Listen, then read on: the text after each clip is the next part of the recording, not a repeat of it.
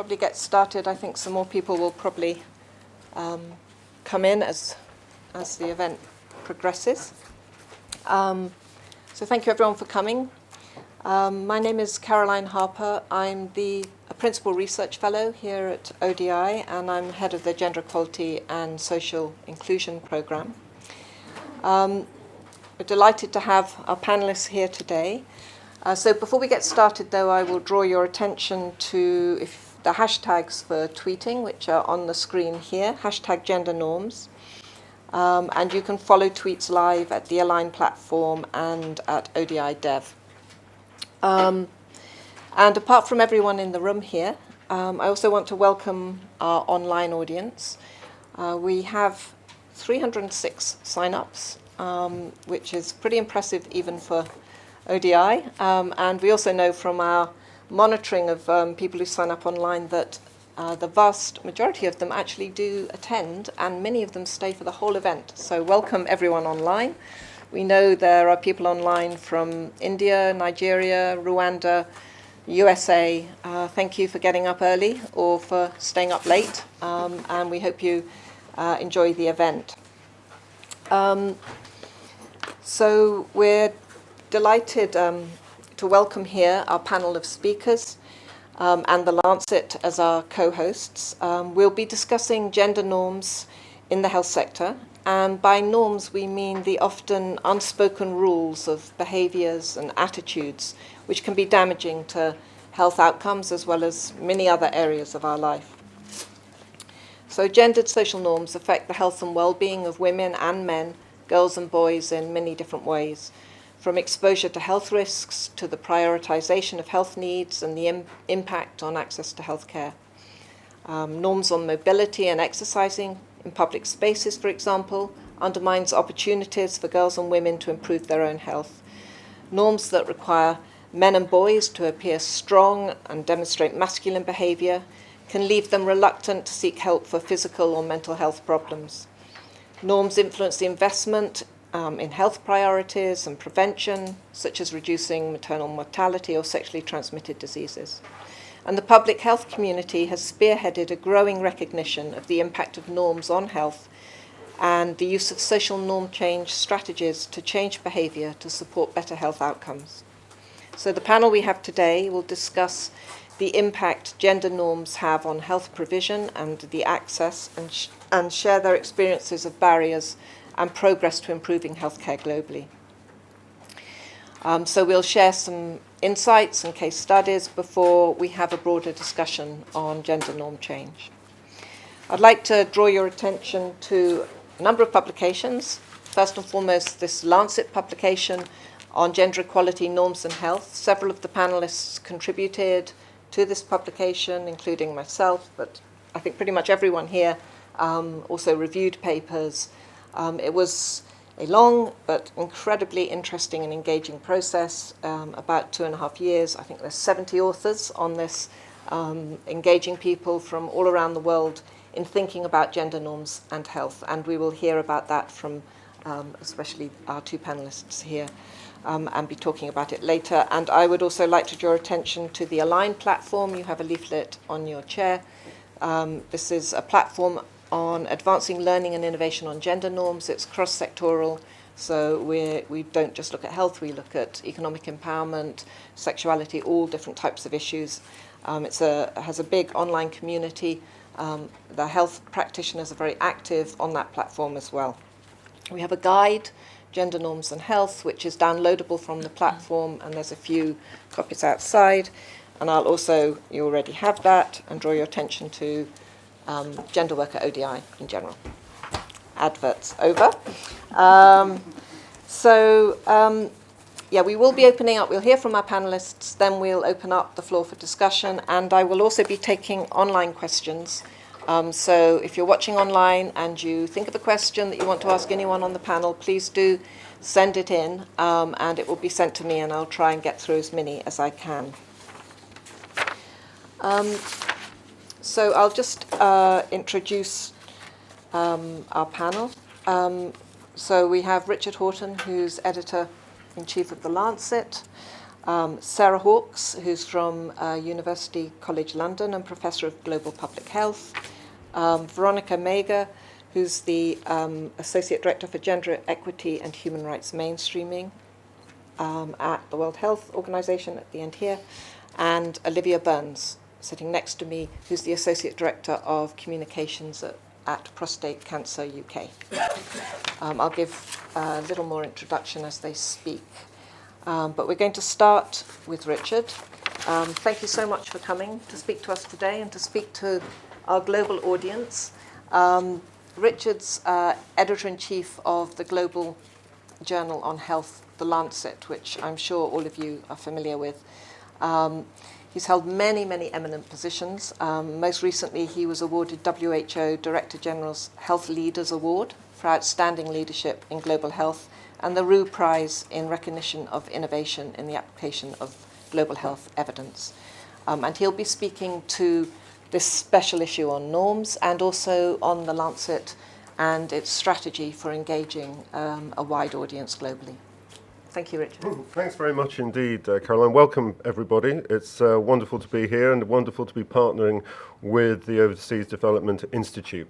I want to tell a story about the evolution of gender and global health, which has most definitely not been a straight line. And I want to tell that story a little bit of how we got to where we are today and where we might be going in the future.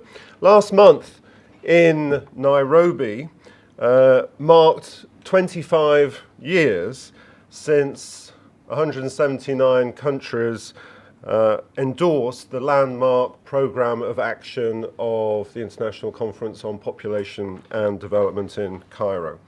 That was truly a landmark event in the history of gender and health. But there have been other critically important turning points that I think are worth briefly mentioning.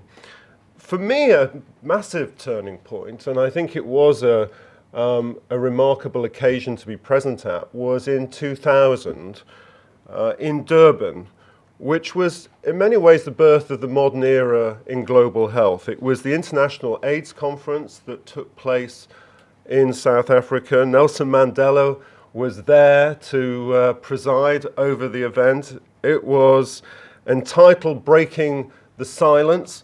And indeed it was breaking the silence because it was a pivotal moment where the AIDS response changed. And it changed with a very strong gender dimension. The understanding, the recognition that AIDS was devastating the continent of sub-Saharan Africa and that heterosexual transmission was driving that epidemic was a key moment in changing the AIDS response, which has been with ups and downs for sure, but has been one of the most remarkable responses to any epidemic in the history of humanity. That was a key moment when a harmful gender norm, the failure to recognize heterosexual transmission and the impact of AIDS on women, was broken. In the Millennium Development Goal era, a second turning point, we saw the struggle for the inclusion and sustainability of the idea of reproductive health and rights in the Millennium Development Goals. Initially invisible, not included in the MDGs. Eventually, a reproductive health goal was included in MDG 5, but it remained a constant struggle to keep sexual reproductive health and rights on the agenda. In the SDG era, a third turning point since Cairo, that is really what the series of papers in front of you has sought to address. What can we hope for with gender and health in the era of the SDGs? The principal argument of the series is very straightforward, that indeed we live at a time where there are many opportunities to improve health, but none of these opportunities can be fully achieved, let alone sustained, without achieving progress on gender equality. And we are facing today a conservative backlash against women, against the rights of women, that is threatening the gains that we have made for health and certainly possible future gains. Whether we're talking about the global gag to restrictions on safe abortion. We are living at a moment that can be fairly summed up as a political Cold War against women. And this series sets out to slay many myths about gender and health that affect that and indeed afflict that Cold War. The idea that gender does not influence health outcomes. Gender does influence health outcomes. The myth that views about gender cannot be changed. They can be changed. And the idea of gender as somehow this elusive concept that cannot be measured. It isn't an elusive concept, and it most definitely can be measured. The series sets out some very important facts. The health system and healthcare delivery more broadly neglects, indeed it reinforces, gender inequalities in health by privileging cure over care. Governments and health institutions have persistently failed to make progress on gender and health. Gender mainstreaming, its theory, its architecture, and even its results, has failed to deliver on many of the hopes that were invested in it. Health research and data collection are too often gender blind. The space for civil society action on gender and health is remarkably, strikingly shrinking. Corporate interests often manipulate gender for profit. Gender and attitudes to gender affect health over the whole of the life course. Gender and other inequalities, class, ethnicity, ability, age, all intersect and amplify their negative effects on health. We have repeatedly missed opportunities to engage the health sector and the health system in gender transformative strategies to improve health. Women and men experience different exposures to disease and risk factors. And laws, policies, and programs can indeed improve gender equality and health. We move on from some of these facts that need to be much more firmly underlined to a set of recommendations, which can very simply be summed up in one sentence, and that is, we need to disrupt the system. We need to focus more on health outcomes, reforming the workplace and the workforce, filling gaps in data, investing in civil society, strengthening independent accountability, increasing the visibility of women in leadership roles, valuing care roles, addressing sexual harassment and abuse in society, and fundamentally addressing authority and power with this lens in the health system. The barriers to recognizing these facts and implementing these recommendations are not technical. The barriers are political. And the reforms that the series calls for will not be comfortable. But now is one of those special moments, like Cairo, like Durban in 2000, like the MDG era, and like the initiation of the Sustainable Development Goals. It is an era where this concept of sustainable development gives us an opportunity to rethink the relation between gender and health. Now, you might ask, why on earth is the Lancet, a medical journal, getting involved in this issue?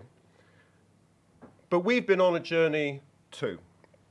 In the Millennium Development Goal era, that journey began in a fairly conventional way with a focus that we had particularly around maternal and reproductive health. But then we had a moment where we saw the potential of science, evidence, the research community, and indeed health workers worldwide could work together to be instruments to trigger and accelerate social and indeed political action to address issues, urgent issues in health. We wanted to reinvent ourselves with a different role for a medical journal, not as a mirror held up to medicine, but as a much more active participant, bringing scientists around the table, the very best in the world, gathering the best evidence and using that evidence as this political instrument. We started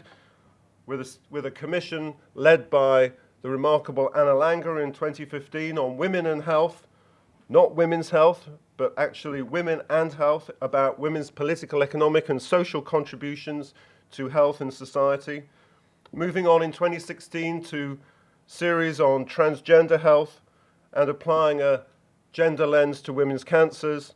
In 2018, trying to rewrite a manifesto for sexual reproductive health and rights for the SDG era. And then this year, at the beginning of 2019, publishing a special issue advancing women in science, medicine and global health, and then this series on gender equality, norms and health. And in the future, we want to try and draw these many threads together in a new commission on gender and health, co-chair of which is sitting on the panel, Sarah Hawkes here, who is going to be leading that initiative for us over the next few years. Our overall objective, if I had to sum it up, is to use the Lancet as a way to repoliticize health and the debate about health.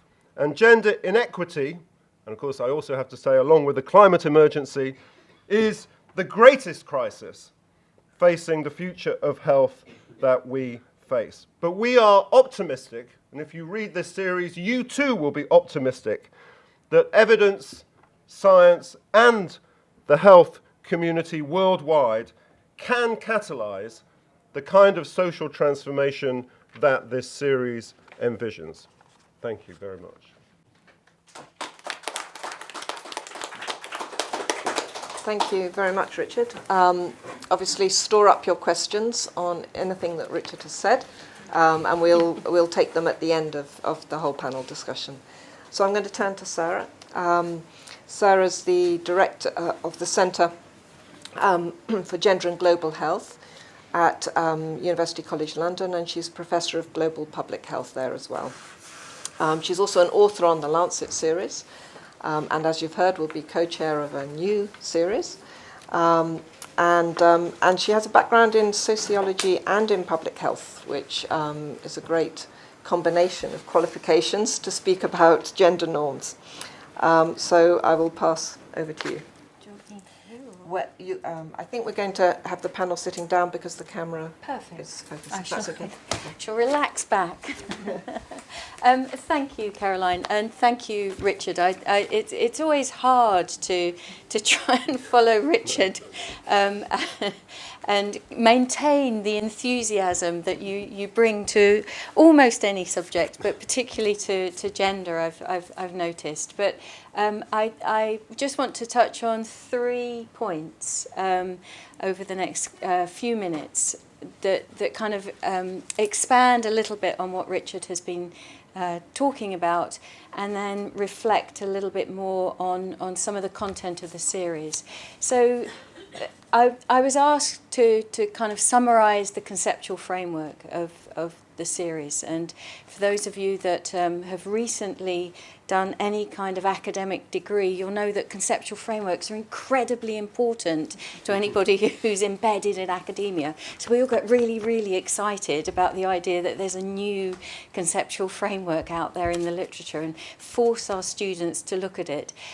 So I'm not going to force any of you to read the nitty-gritty of the conceptual framework. But reflecting back on it, I think for me what the conceptual framework manages to do really, really clearly is show that gender is absolutely integral to the health of everybody. The conceptual framework really encapsulates notions and ideas that gender is something that it will first of all, that gender is, as we've heard, not just a social construct, but also a political construct. It's an economic construct, it's a legal construct, it's embedded in all of the institutions and organisations that we interact with from the moment of birth to the moment of death. And so every aspect of all of our lives is embedded within and influenced by the gendered nature of institutions and organisations that we will come into contact with, whether that's our families or legal systems or education systems or health systems. And the conceptual framework really hammers home the point that as a social construct and a political construct, etc., that gender is therefore something that is mutable, it's flexible, it's not fixed in stone, and it changes over the life course in each and every one of us. The conceptual framework also reminds us that gender is embedded in notions of power and privilege, and I think we heard that incredibly beautifully articulated by Richard just now, that it's the threat to power and privilege that tends to foster the kinds of backlashes that we're seeing in the world now, not just in the leadership that's currently represented within our own city with the multitude of men that are here representing powerful nations, not very far away from us right now today, but in many parts of the world where there is a backlash against notions of achieving equality on the basis of gender. The conceptual framework also reminds us that gender is distinct from but interacts with biological sex. And for those of us that work in gender and health, one of the things that becomes very clear very quickly if you pick up almost any edition of the Lancet except for this one, or any other medical journal that may also be available to consumers out there, that there's a great misunderstanding even amongst people working in health and medicine about the differences and the overlaps between gender and sex. And so we've, for example, been working with one of Richard's colleagues to try to capture how many people publishing papers in gender and health actually understand the difference between gender and sex. And it's remarkably few, despite many guidelines that are in existence, many rules and policies. That notion that gender and sex are somehow the same thing is something that a lot of people leave public health school, medical school, with a misunderstanding of these fundamental concepts of gender and sex. So the conceptual framework really reminds us that these are distinct but interlinked categories. The conceptual framework also, of course, reminds us that gender is something that we have over the lifetime, that it's not a binary concept, that it exists on a spectrum. And I think for me, that if there's one take-home message that I'd really want everybody to walk away with, is that gender is something that all of us possess. It's not something unique to 50% of the population, which is how it's often framed, not just in the health system, but more widely, that gender is something that's about women, that gender is women's business, that gender equality is women's business, that the fight for equality is something that women need to be responsible for, and the fight for good health is something that women need to be responsible for. So the conceptual framework manages, I think, very beautifully to bring all of those notions together and really captures the ideas and the history of not just the health literature, but the feminist literature, the gender literature, into one, I must say, very beautiful diagram. I'm not sure who was responsible for pulling the diagram together, but it's a very beautifully set out diagram that captures those very complex and somewhat contested notions into a framework that I think is going to be extremely useful, not just for academic audiences, but for people concerned with policies and programs and shifting the dial on gender norms moving forward. So the second part, and I'll just quickly move on through the other two parts that I was asked to focus on. Second part is, so what do we do about it? And you've heard a bit about what we do about it, which Richard captured in relation to paper 5 in the series, which is, for me, I think one of the messages that's coming through, what paper 5 is saying when it's talking about health outcomes, is that health, in many ways, when we talk about gender and health is a less threatening entry point for many people to start talking about gender and gender inequalities and gender equality and gender as it affects everybody than, for example, when we start talking about political power and the need to have sharing and parity and equality and equity in political power. It's a very threatening concept. When we're talking about health outcomes, we're talking about something that most people hold dear to themselves and their families. And if they think about the relationship between gender and their family's health outcomes, becomes something that they start to become concerned about. The second point that the paper 5 talks about is about what we can do as a health community to reform our own workplaces. That we operate within incredibly gender unequal systems within the health, public health, and dare I say it, development sectors. That these are gendered systems and therefore are unequal systems. And until we recognise the inequalities within our own workplaces and put into place the policies and programs to ensure equality of opportunity for everybody within the workplace, then we are going to continue to maintain unjust systems that perpetuate inequalities of power and privilege. And the third thing that paper 5 calls for is the elimination of gender bias in research. And I think there's been a lot more discourse in the public space, potentially as a result of this series, but kind of building on a lot more understanding of not just the inequalities of the health workforce itself, but the inequalities that have taken place up till now in how medical and health research has been conducted, from the exclusion of women from clinical trials, for example, to the notion that, I mean, it's something that's been inherent since the time of Aristotle, that the body, the notion of the body is a masculine body. If you look at the way the ancient Greeks wrote about what constitutes a body, it's a masculine form.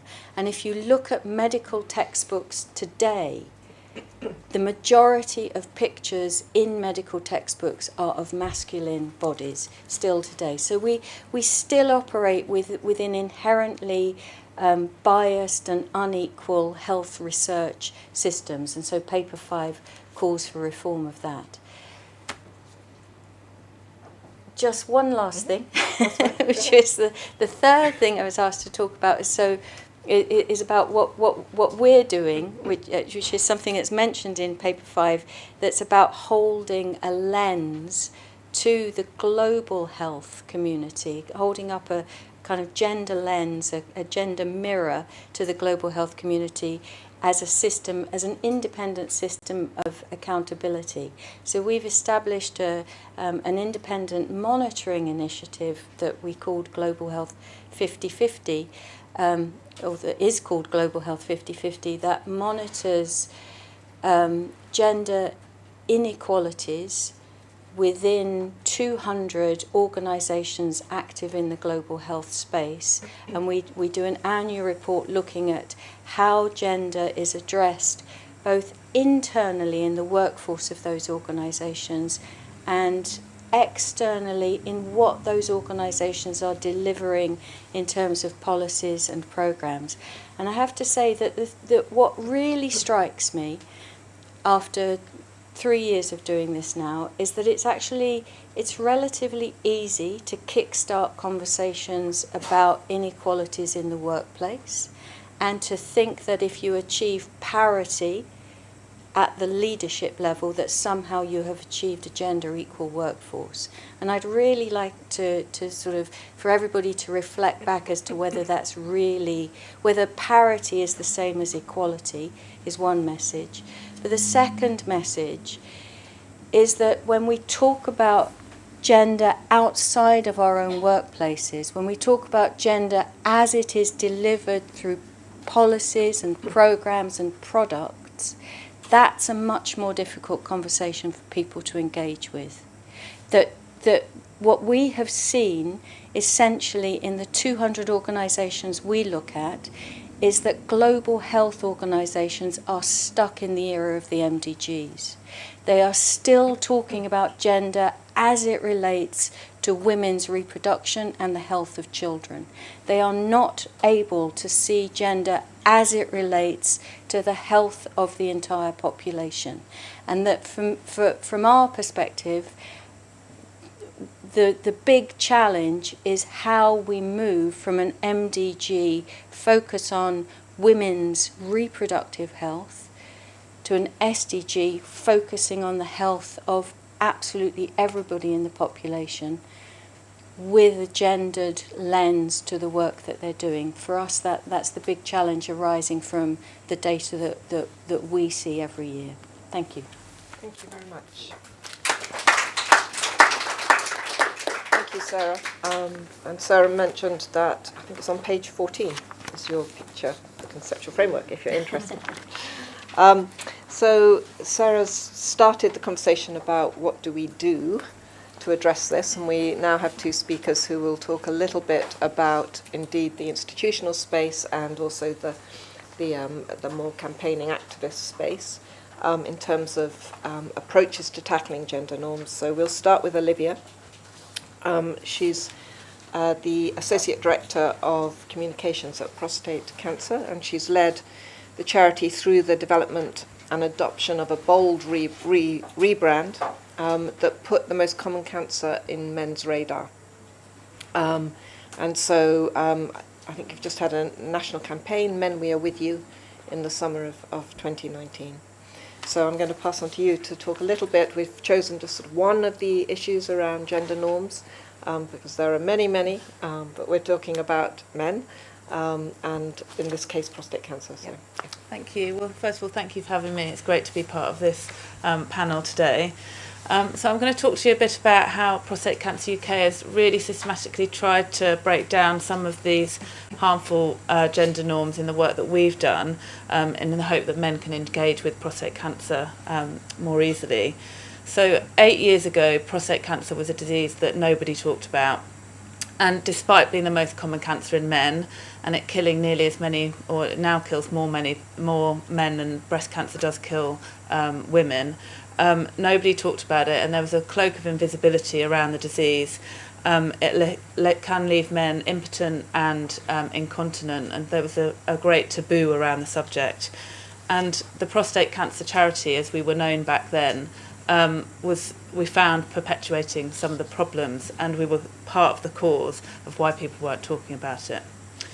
We were distant, we were indirect, we were patriarchal in the communications that we put out.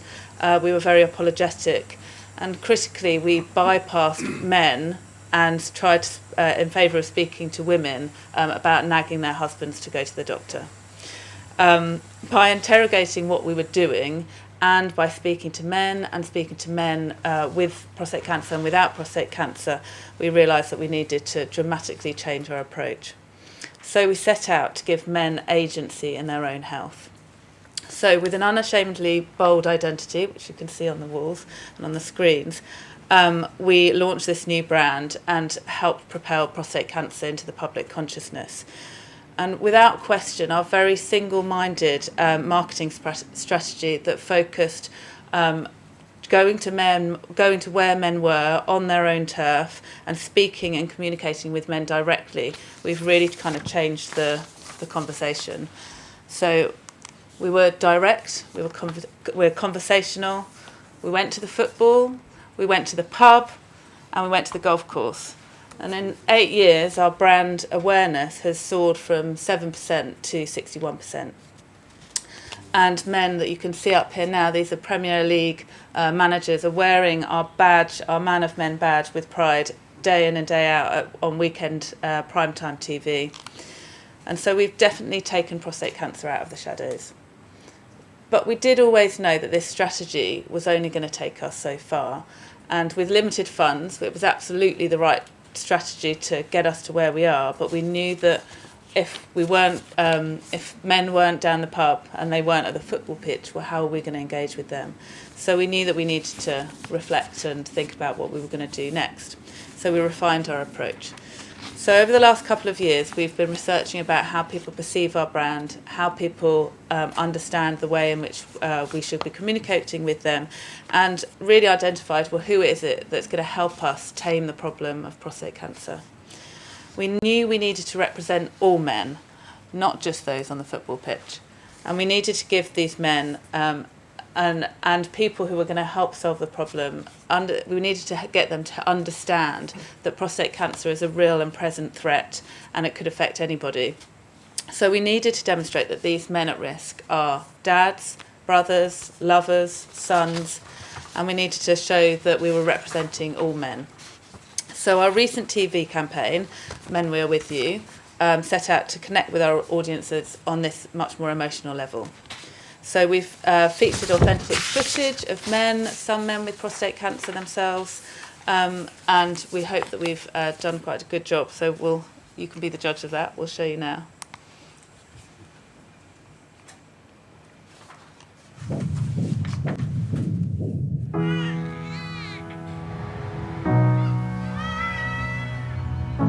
What a piece of work is a man. How noble in reason. How infinite in faculty. In form and moving. How express and admirable. In action, how like an angel. In apprehension, how like a god. The beauty of the world. The paragon of animals. I love you, man. And yet, to me, what is this quintessence of dust?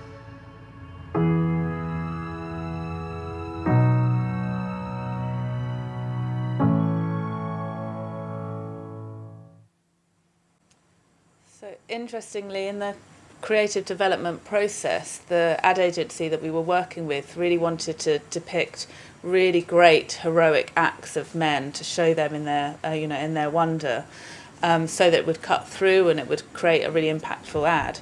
But we knew that we had to tread a very, very fine line.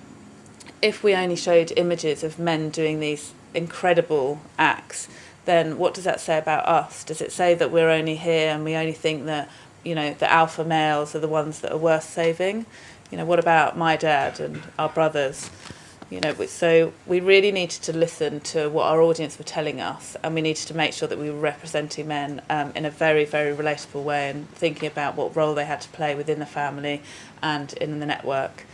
And we're seeing really, really positive initial results. It's still early days, but we haven't had any backlash. Like I was asked on the panel, have we had a negative response at all?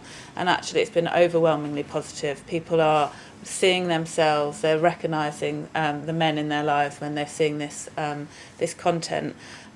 We've been voted the most improved charity brand on YouGov's polling index for 2019, so we're making huge strides.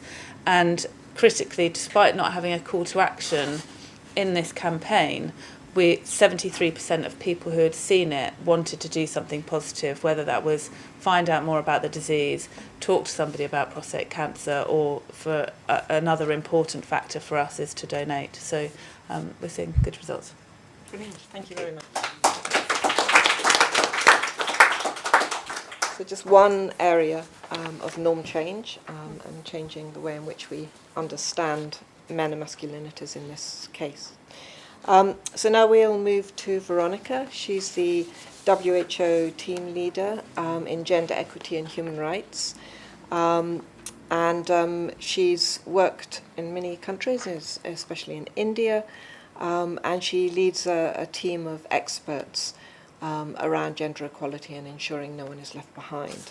And Veronica's going to talk a bit about how WHO, as a big institution, is thinking about gender and thinking about gender norms and how you change institutions like this, which is very challenging, and she'll have some reflections on that. Thank you, Veronica. Yes, thank you very much. And the speakers have been fantastic. It's quite an honor to be on this panel and to be amidst all of you. I'm going to divide this short talk in 4 sections. I was asked to respond to the Lancet series, and I will focus on a few of the recommendations. And then I'll talk a bit about the strategic shifts that we're making at WHO in our focus on gender and health and our challenges and opportunities. So one of the recommendations, focusing on the fifth paper, was on data, was on focusing on health outcomes, on the SDG 3 targets, and disaggregating data. And so that gives me an opportunity to market a little bit our the World Health Statistics report online. I have a couple copies here. For the first time ever, we disaggregated by sex. There are 11 indicators that we were able to do that with. And we also we have some definitions on gender and some gender analysis. There are additional 23 indicators that could be disaggregated by sex, which are not, and there's actually no excuse for us not to. Some indicators obviously cannot be disaggregated by sex. But just to highlight a few things, and also in the global monitoring report on UHC that was launched in September at the UN General Assembly with the political declaration, we had a chapter on gender, and we did the same thing. We disaggregated by sex. And what did we find? We found that actually maternal mortality is decreasing. We've done a good job with the MDGs. There's still a long ways to go, especially in lower and middle income countries. 1 in 41 women are still dying in childbirth. So we have a lot to do there. But as we're seeing that decrease, we're seeing that men are not doing so well. Twice as many men have or die of TB. Cardiovascular disease. So there's NCDs. Now there's a lot of debate on how much is biological, how much is social. We need more research. We need better understandings of all of these. But this is something that we feel masculinity, harmful masculinities, risk behaviors, we need to focus a little bit. We need to focus more on that. So this brings me to some of the shifts that we're making. One is that we're not looking at gender in isolation from other inequalities, whether it's wealth quintile, whether it's ethnicity. It's the language of intersectionality. Now, this is not easy to do. We need new methods, mixed methods to start examining this. And I'm happy to tell you more about what we're doing there. But the second shift that we're making is looking at not looking at gender within vertical programs. Like traditionally, we've looked at reproductive health, violence against women, and we've had to. That there was a real need to focus on that in the last 25 years. But now with the new data emerging with the SDGs, we really need to look at non-communicable diseases. We need to take a deeper look at the health system and how it's gendered. The other thing is looking at gender in a relational context. Women are in relationship with men, whether they're their husbands, sons, brothers, employers, the state. And so looking at men and masculinity and looking not just men as a monolith or women as a monolith, but really looking at how marginalized men, whether it's from a certain ethnic group, poor men, are at greater risk. And then also broadening the focus to gender diverse populations, LGBTI, and not just within the context of HIV. But if you're looking at the data, mental health, suicide, there's a lot more that needs to be done. And then, as I said, health systems, universal health coverage, looking at women as not only users of health services, but providers, and the gender dimensions there, and the unpaid care work. And then the last thing is the area of mainstreaming, and this is where I have a point of contention with the fifth paper that criticizes monitoring. Monitoring process indicators provides an opportunity, like Global Health 50/50, to hold us to account. WHO, for example, reports to the World Health Assembly every year on process indicators. The governments like to see what we're doing, what activities we're doing. Now, for the first time ever, we're monitoring, we have gender equity and human rights criteria that we're going to measure against each of these 42 outputs. Now, this can be an easy checkmark exercise, but we're hoping that, or we're working towards something that will have a lot of accountability built into it. Global Health 50/50, I'll come back to that again. I know a lot of those Beltway Bandit, Washington, D.C. based international programs, it is shaking them up. And women in the organization are bringing it up to senior management, and things are changing. So I don't think it's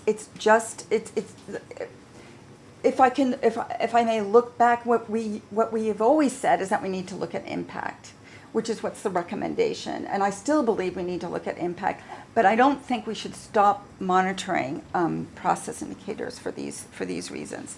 So what are some of our challenges and opportunities? I think this vertical, this focus, and public health does this, it's the nature of public health, is to really zero in vertical programs. And so there's been a lot of attention on violence against women and reproductive health. This is a good thing, and we should not, and I will reiterate this, we should not let up the fight. We need to continue that. But what has happened is that the focus of all of the gender and health work has gone into just those areas. So if you talk to any member states or policymakers and you say gender, they'll immediately focus just on that area, and it relieves the other areas, everything from AMR to health systems and non-communicable diseases, to avoid having to cast a lens on this. So I think this focus on this has been a positive thing, but it has been problematic also. And then I think there's a backlash now, this women-only kind of pushback. I think there's a lot of anxiety for us trying to open the floodgates, to open up to new population groups, to new players. Has led us, what has happened, I think, is become a debate that has become ideological. And then a strong investment in an ideological debate doesn't allow us to bring in different voices and to theorize, to bring in social theory, feminist theory, and to expand the whole field. And then I think another challenge is policymakers. I think they're slower to change. I think they're open, they're interested, but they have commitments from their constituency in a certain area that is in a maybe vertical program area, so that they've been slower to change, even though they're sympathetic. And then resources has always been a problem. Resources don't really flow in the field of gender. It flows in program areas. So for me, what I'm looking into, and I'm getting into the opportunities, is new players. I'm not asking for people in violence against women and reproductive health to jump ship and start working on prostate cancer and masculinity, or gun violence and masculinity, which we desperately need some work around that to continue that work. But we need new players, we need new voices, we need new ways of thinking about this, and resources to flow in gender in these areas. So another opportunity, I think, is the disaggregating data. I think it's at least at WHO, it's getting people to really think and to think differently. What's really going on here? And so a lot of discussions are happening in WHO, and I think within movements. Another opportunity, like I said, keep up the violence against women and SRHR work. I can't say that enough. The women's movement is starting to think. There's been an almost and they've been so successful in changing law and policy around reproductive rights. They've been amazing. And in the field of public health, there haven't been that many movements. I would say reproductive rights, violence against women, and in the HIV, access to medicine. But they're starting to question, and they're starting to look more broadly. And a lot of this has come out through the political declaration on UHC. There was a Gender and UHC Alliance that was formed and started looking at the health system more broadly for all of women's health issues. And then the climate change movement, they're starting to get on board with that. So the feminist movement that I've been seeing, some of these groups and discussions I've had with them, are a bit more agile than policymakers, where they have to lead a whole constituency. They're able to have internal debates and push the envelope, and a lot of it is because new players are coming in, and that's another opportunity. Young people are starting to ask questions and start jumping into the debate, as well as LGBT groups, men's groups, and grassroots groups.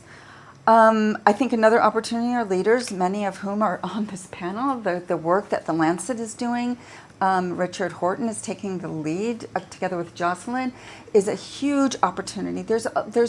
It's difficult to bring gender resolutions at the UN General Assembly or at the World Health Assembly because it is so fraught. When you bring women together with sex, it's problematic. So there's different ways that we need to look at creative ways in changing policies and making, influencing policymakers. And so I think there's opportunities with these leaders.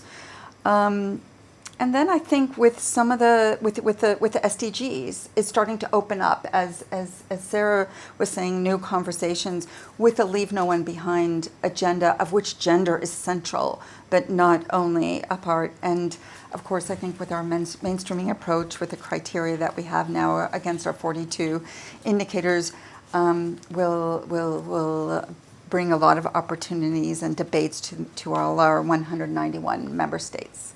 Thank you. Thank you very much. Great. Well, thank you.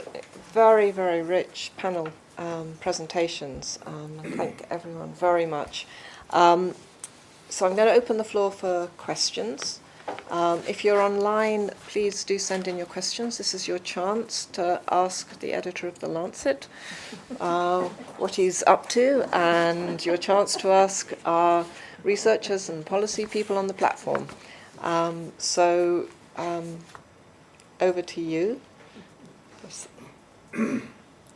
a question.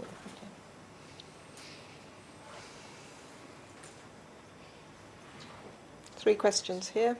So one here. Yes.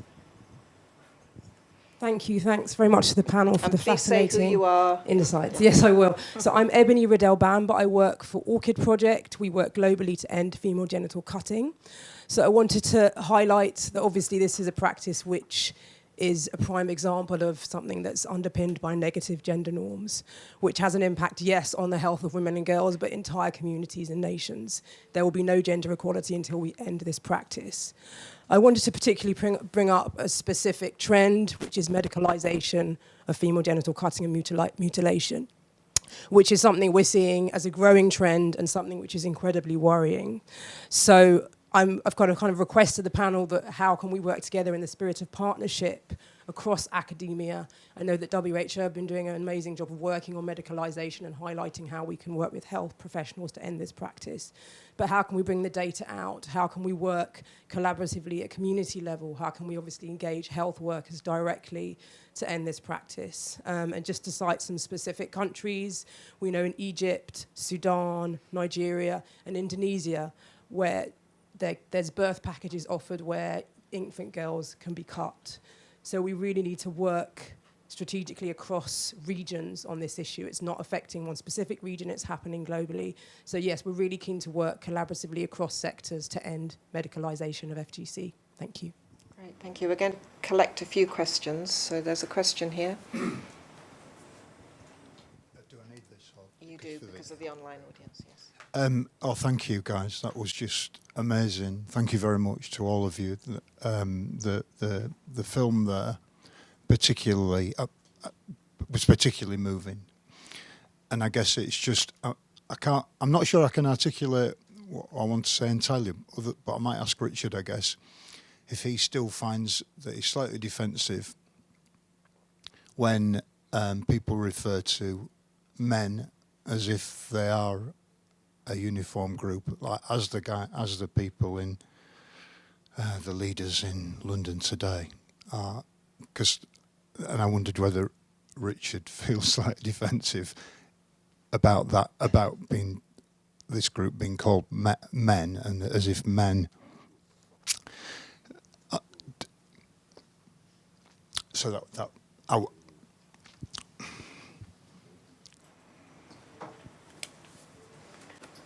And there's another question at the back here. Hi, I'm Saloni. I'm a PhD student from the University of Cambridge, and I work on women's mental health in India. And Sarah, what you said about health being a good non-threatening entry point for gender issues, that really resonated with me. But I think the danger with the health discourse is that you run the risk of medicalizing or individualizing women's problems. And I think in mental health, in psychiatry, there's a problematic history of this. And I've done some ethnographic work with women in slums in India, and I've seen that their problems may present as anxiety or depression, but the root cause of them often is social norms and exposure to violence. And I don't see a recognition of that reflected in a national policy discourse around mental health, or even in the international global mental health discourse. And so I just wondered whether you could say something about how a health discourse, how you can use a health discourse consciously, I guess, and prevent against medicalization of women's problems. Great, thank you. We'll take this one other question behind you there. Great, thanks. My name is Shelley Lee. I work at London School of Hygiene, Tropical Medicine. I'm a medical anthropologist doing research on gender-based violence. I'm also doing a lot of research around epidemic response. And I just wanted to ask, Sarah, you talked about this independent monitoring system, these global health organisations, and I'd be interested to know how many humanitarian organisations are involved, because we are attempting to do some research around sexual abuse in the sector, both within the organisations but within the communities where humanitarian action happens. But it seems a very difficult area to, very sensitive area to address. So it would be really helpful to know if you've had any success in monitoring any of these organisations. Thank you. Great. Okay, so we'll take another round probably after this, but I'll start at the end of the panel here, if there's any responses. On the men question, I don't mind being referred to as a man as part of a group. That's okay. It's very interesting, actually. We're going through a process at the Lancet of, a massive culture change. So we have a inclusion and diversity task force at the Lancet, and we're looking at gender balance of men and women on our editorial boards, amongst peer reviewers, authors, and so on. And in the leadership of the Lancet, I'm a man. And we have 18 journals, and we have more women as editors-in-chief of those journals than men, so that's on the surface, good. But there's still a lot of feeling that the Lancet is a concern that the Lancet has a very masculine culture. And you're absolutely right, there are moments where I feel defensive. And it's interesting to analyse your feelings when you have that when one has that conversation. And sometimes people say things in meetings. There was International Men's Day recently, and we ran an editorial about men's health. And in the discussion at our leader meeting, editorial meeting about that editorial, somebody raised the subject of International Men's Day, and somebody in the group said, well, every day is International Men's Day. And I can remember feeling a little bit pissed off about that, because I didn't feel, and that was my defensiveness. So, and I recognise that that's my reaction to being challenged, that we live in a very masculinized world, and I felt an emotional response to that because I didn't feel that was me, but I'm part of that system. So I think we are all struggling with this, with some deep challenges here, and that's interesting to observe. Thank you. So I recognise them. Great, thank you. Did you want to comment on anything else? No, that's, okay. I'll stick with the men. Yeah. So. Okay, so I won't comment on the men because I think that was actually a really thoughtful response to a really good question. So going backwards, the GH5050 independent monitoring. So we've got 200 organisations that we look at, including the Lancet last year. Not, you're off the hook this year. It includes about 50 NGOs, some of which are in the humanitarian space. They have to be in the health space as well for us to be including them. And to be honest, what we looked at last year was their internal workplace policies. And I know this, you know, I don't want this to be misunderstood, but one of the things that has become very clear over the past couple of years, looking at the workplace policies of all these organisations, is that policies for gender equality and promoting career opportunities equally for women are much better in the private sector than in the NGO sector. But it's just policies. We can't tell you anything about the culture inside an organisation. And you know that you just talked about a masculine culture. Academia is very frequently a masculine culture, but we have good policies in academia too. But the policies within the humanitarian and NGO sector are not, many times are not as good on paper as they could and should be for their own staff. We have not looked at issues around sexual abuse perpetrated by the employees of those organisations. But I must say, one of the things that we've noticed over the 3 years that we've been doing it, and I think you kind of alluded to this, Veronica, is that organisations are quite responsive to external evaluation. And so when we did the first report, there was very little mention of gender, and in a lot of the NGOs and the public-private partnerships. And when we went back a year later, they were actually using the text that we had written, which was taken from WHO, to say this is what gender is. What I understood happened there was a big DFID meeting on sexual abuse in the NGO sector, wasn't there? And did DFID say they would stop funding unless charities, NGOs took this on board? That's really clearly now reflected when you go to the websites of the NGOs, that's a big change for us to see compared to last year. Is that because we monitor this through websites, if we go to the websites of these 50 NGOs now, they all talk about safeguarding policies in a way that they weren't doing 2 years ago. And I think that to me, that comes up with two things, which I think don't answer your question, but it's kind of answer a different question. One is that organisations can change, as we've talked about throughout this series as well. But I think coming from academia, where we've had Athena Swan, money makes organisations change. The threat of financial removal of finances is a huge motivator in the equality stakes, is all I can say.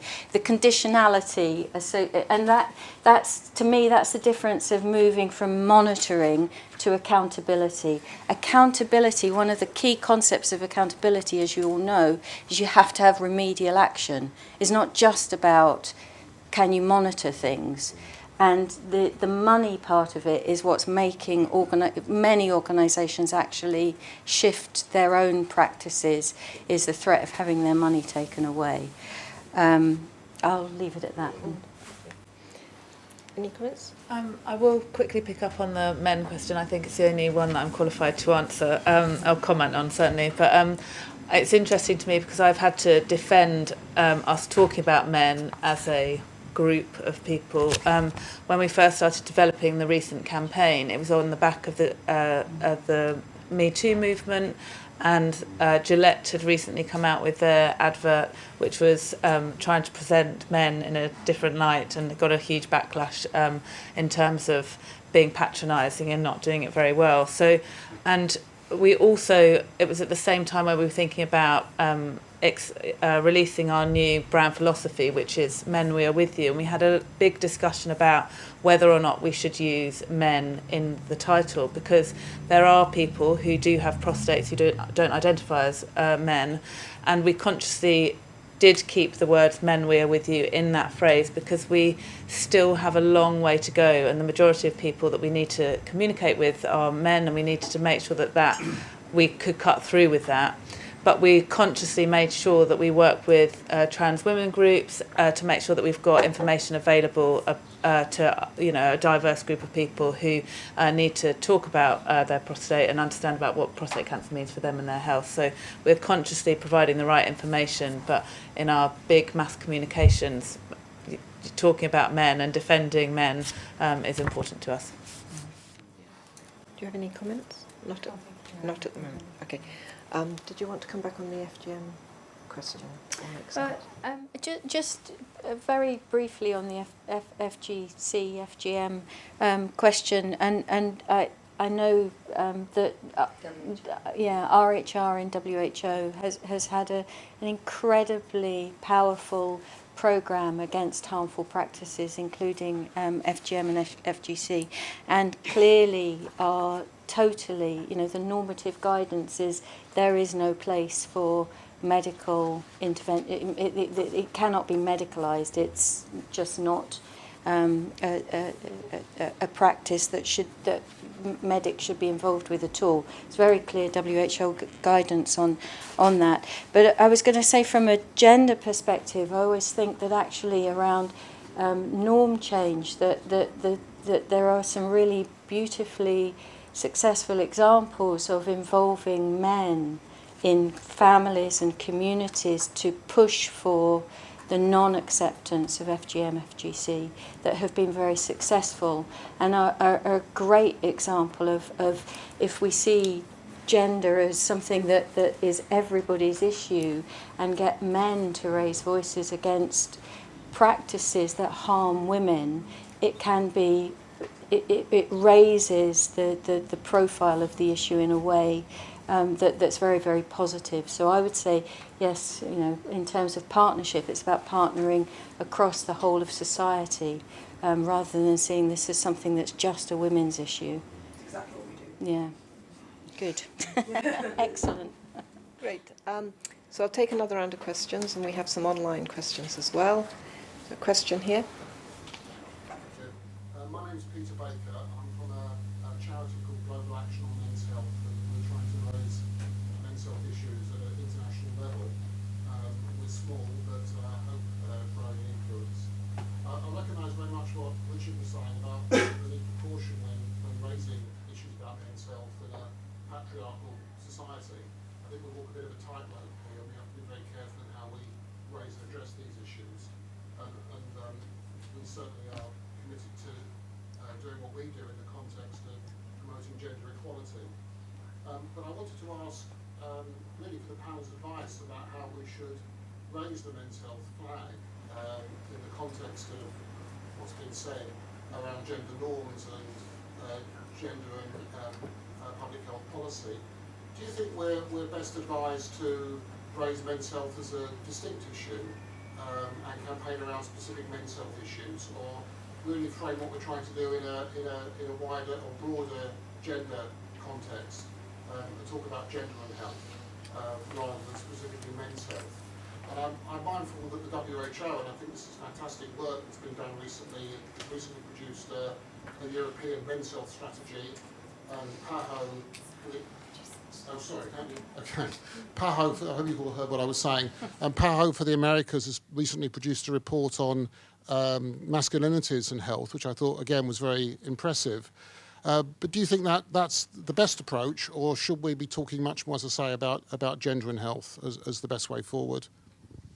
Peter, there was another question here. There was so some online questions. Again, on the masculinity issue, what is the panel's view on the discourse around harmful masculinity and toxic masculinity in regards to a strategy to advance men's health? Is it harmful to our efforts? A question, could the research being done with frontline organisations be explored more?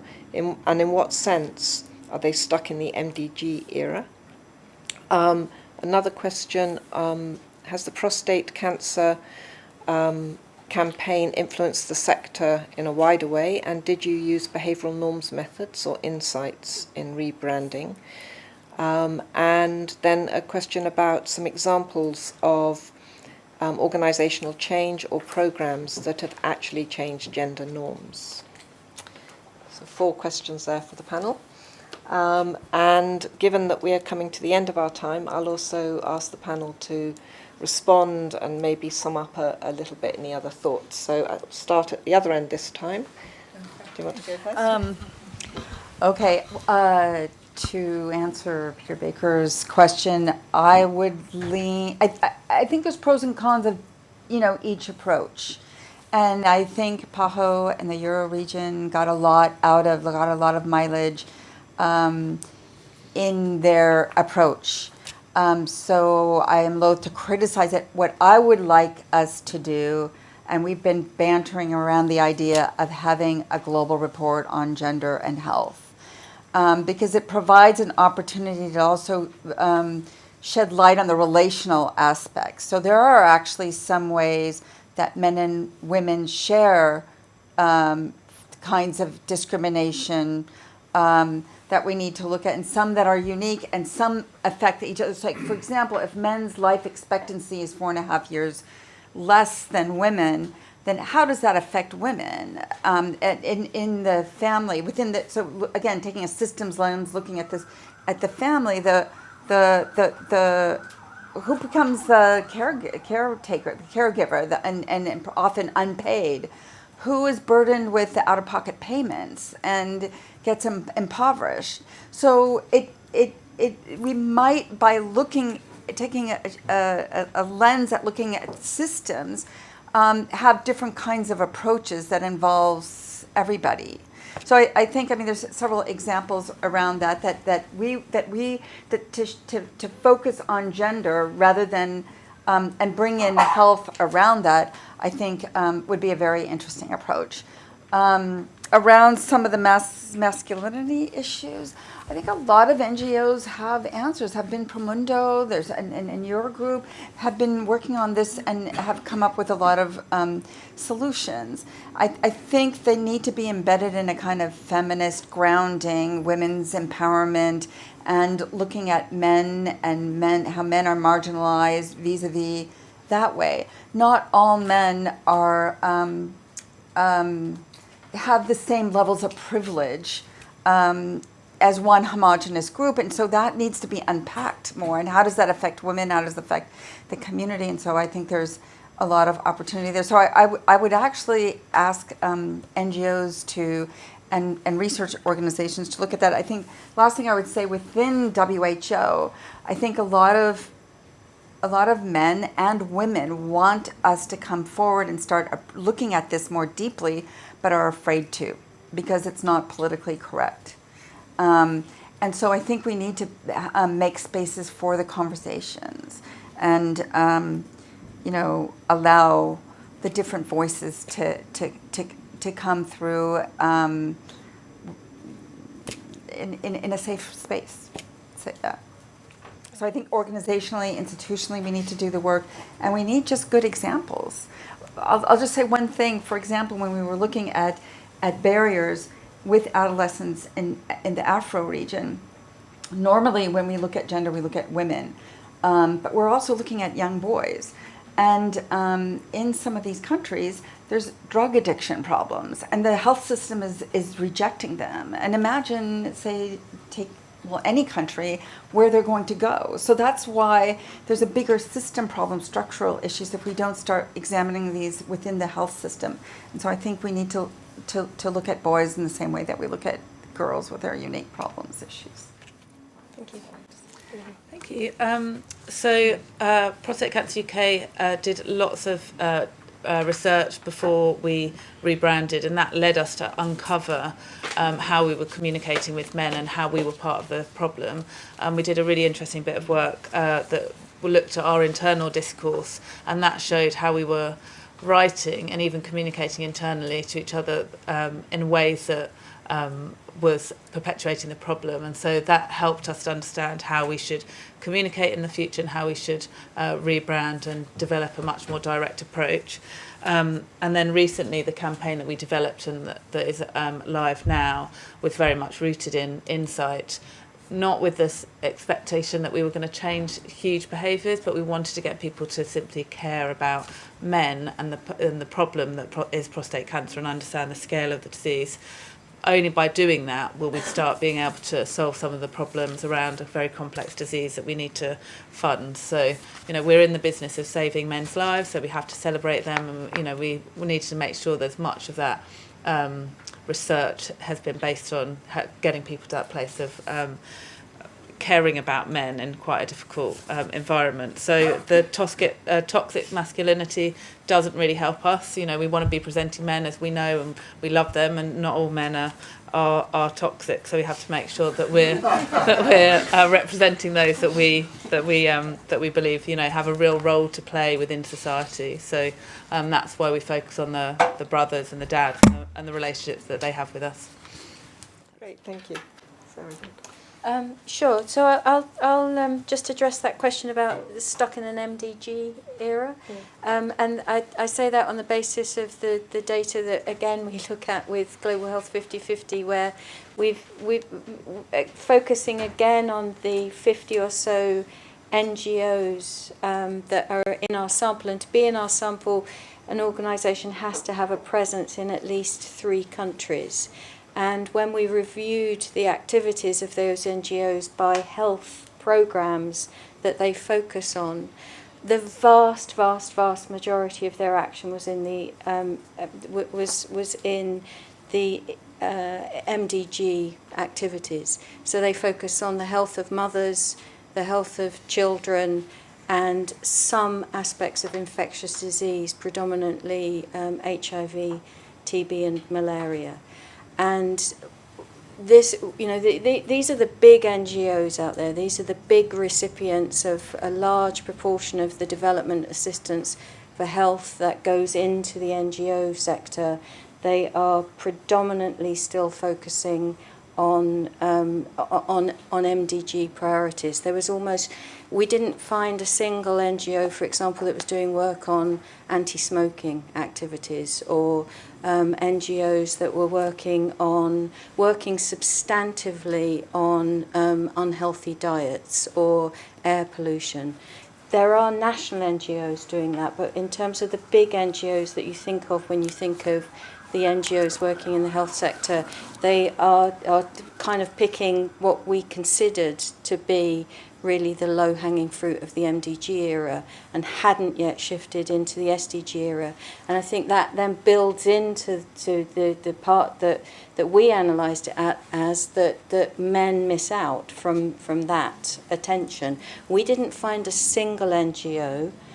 We will do this time because we're now including Promundo, but we didn't find a single NGO that was just working on the health of men amongst those 50. There were a very small number that worked a little bit on the health of men with respect to TB, for example, but really nothing substantive.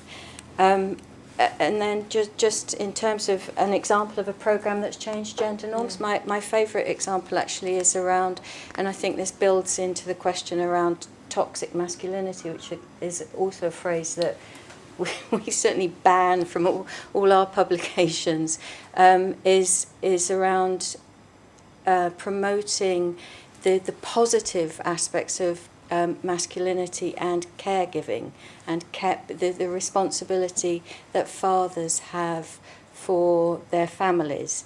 And this was a set of gender norms and ideas that was picked up on by some programs working to reduce the exposure of pregnant women to fathers who smoke. And just telling men that they're doing bad things and they've got a toxic masculinity by smoking, funnily enough, doesn't stop them smoking. But programs in Australia and Canada that really honed in on the notion of responsible fatherhood and protection of the health of the yet-to-be-born child had a much more positive impact on reducing pregnant women's exposure to second-hand smoke. Well, one thing I've learned is we need to do a lot more on men's health in the Lancet. We've done an awful lot on women's health and maternal health, but we haven't actually had a series on men's health or a commission on men's health. Maybe we need to, Sarah, you and I need to talk more about how we're going to address men in our new commission. I mean, on Peter's question about focusing on gender or specific issues, there's no right answer to that, is there? I mean, a pluralistic approach should surely be the right way.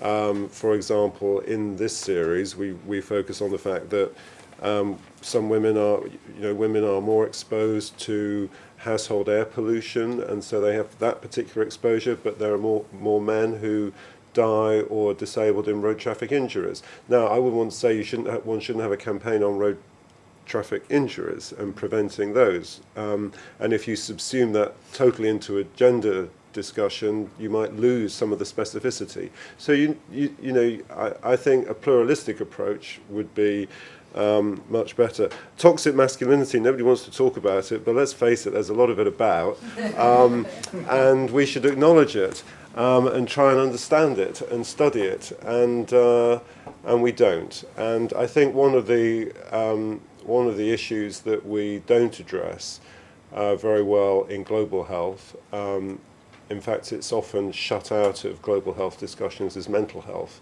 And I would like to see a lot more discussion about mental health and men.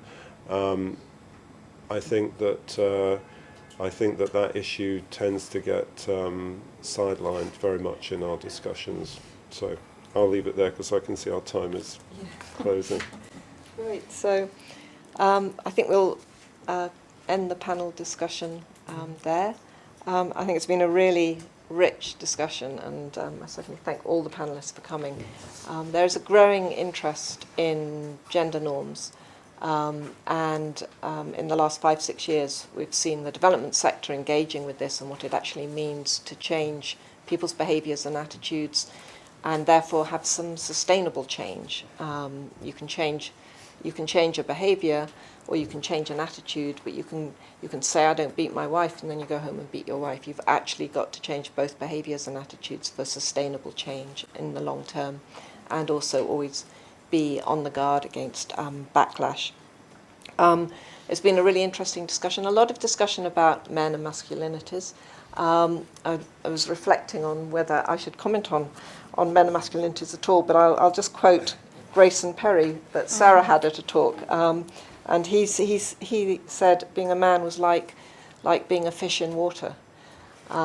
It's great. What's the problem? So walking around and everything looks great. But I actually don't think that just refers to men. I think that refers to any of us who are in our comfort zones or in a world that we've shaped around us. And the challenge is actually getting out of that box and understanding how other people live and how other people see the world. And I think that's a challenge for all of us. This talk will be online. It'll be available on the ODI website. We'll link it also to the Align platform, the platform on changing gender norms, and it'll also be linked, I think, to the Lancet website. So if you want to share it or look at any of the other publications, you'll find all of those links online. Please share the Align work and the Lancet's research on gender norms with your organisations, in your networks. and use all the forthcoming opportunities to spread the word about the good work that's being done on changing gender norms. And of course, please follow the Twitter thread if you're interested in any discussion that's going on. Thank you to everyone who's been online. We'll check up on how long you stayed because we can see, but we actually don't know who you are, but we can see how long you've stayed. I hope you've enjoyed the talk. Thank you to all of our panelists, and thank you to you here in the room for coming. Thank you.